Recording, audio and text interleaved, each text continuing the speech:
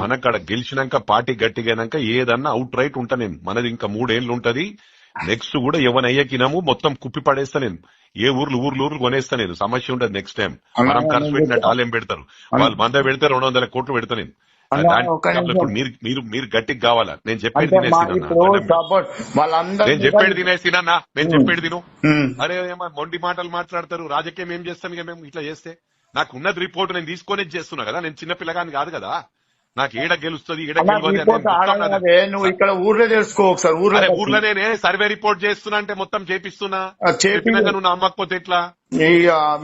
గెలవవు 200% గెలవవు. Mother promise చెప్తున్నా. నీ ఇష్టం. చెప్తున్నా వినకపోతే ఎట్లాను? అరే అన్ని మొండి మాటలు మాట్లాడితే ఊర్లో తెలుసుకో అంటే మొండి అంత పని చేస్తా. ఎమ్మెల్యే ఎలక్షన్ లో మేము ఎంత కష్టపడము. అలా అట్లే మాట్లాడతావాను అంటే నీకోసం అడుగుతున్నావా? నువ్వు వేరే వాళ్ళకి చేసి అడుగుతున్నా నీకోసం అడుకుంటావాను అంటే ఒక్కనే చేసినా. ఊరంతా చేసింది కదా.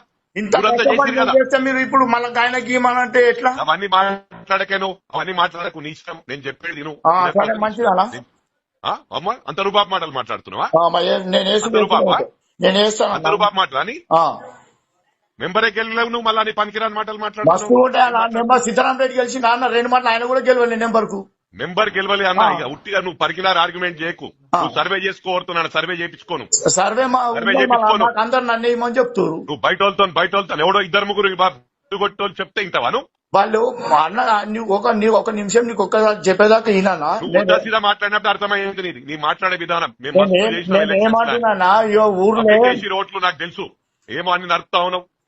మెజార్టీ రాలేమో మాట్లాడుతూ ఉన్నావు అని. నేను ఏమంటున్నా వింటాను.